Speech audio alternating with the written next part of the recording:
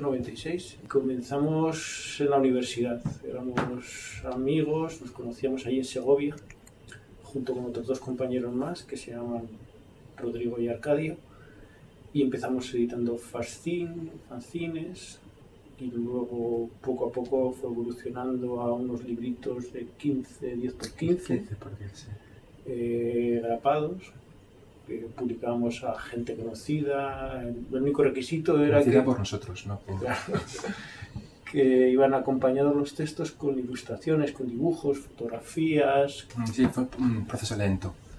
La idea era llegar a un público donde el público que no se leía los fanzines, y los fanzines se despertían como suele pasar en los bares. Por eso estos libritos que nacían de textos, trabajos, de autores que habían colaborado con nosotros en los fanzines, pues era como también una suerte de continuidad, ¿no? Y entonces en los bares fue el primer lugar de venta. Claro, luego también quieres llegar a otros ámbitos, y en este caso ya entran las librerías. Y Segovia se nos quedó pequeño en ese aspecto y fuimos a Madrid. Y ahí aquellas librerías que aceptaban los libritos porque eran pequeños, perdibles, robables, porque eran un tamaño muy fácil de ser un bolsillo, ¿no? Los llamamos libros inútiles un poco por eso. Y vimos que funcionaba y que lo que invertíamos, que fue muy poquito, se iba recuperando. De modo que cada libro alimentaba económicamente al siguiente.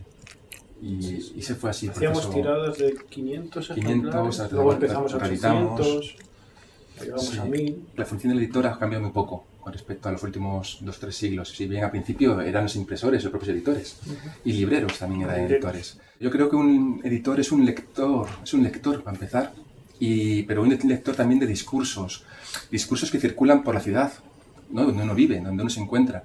Y son discursos literarios o no literarios. Pueden ser desde una mensaje en una pared, ¿no? Hasta un pasquín, hasta un libro, hasta cualquier cosa, ¿no? Y yo creo que hay que estar atento a lo que se fragua, ¿no? Desde la escritura o desde las diferentes estéticas que hay en el mundo de la literatura y del arte en general.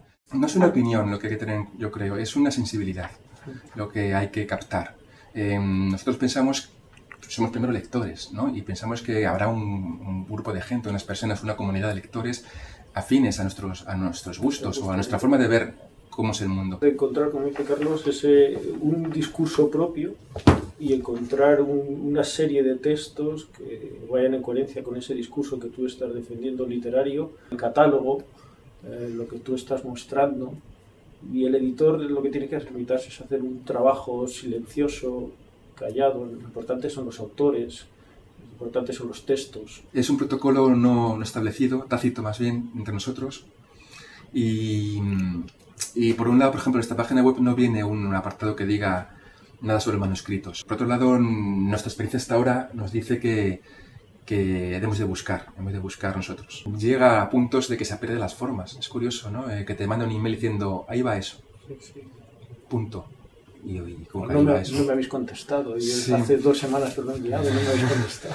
Funcionábamos un poco a partir de esos gustos literarios, esos autores que tenemos un poco ahí, como Samuel Beckett, que hemos publicado varios textos de él, Thomas Berger, Bertolt Brecht, yo que sé, autores hay que nos gustan, y que esos autores te llevan a otro autor, y que eso te llevan a otro autor. Entonces, y poco a poco también se ha ido conformando lo que nosotros llamamos el equipo de Niñas Rotas.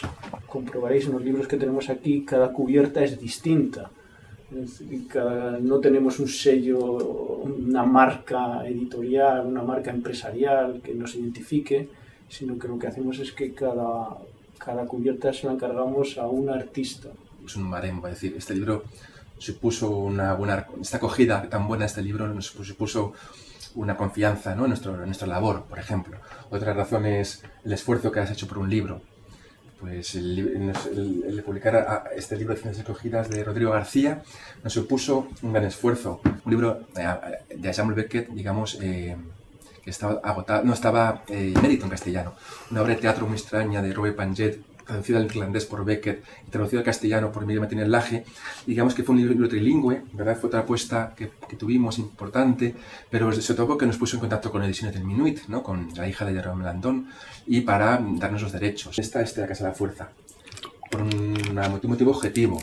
Ganó un premio, el premio el Premio Nacional de Literatura Dramática Mejor Obra de Teatro publicada en 2012. Ebrio de enfermedad, de Anatole Brollard, que salió el año pasado, en el mes de abril, marzo-abril, pues salió una reseña de Juan José Millás en El País y se convirtió en un libro de superventas en la feria el año pasado. Hemos hecho la segunda edición. Lo mismo nos ha pasado con este libro de Robert Balser.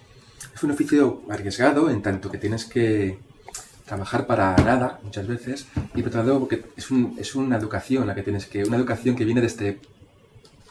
Existe la educación sentimental y existe la educación del lector. Debe ser una persona que un día decide seleccionar textos y publicarlos.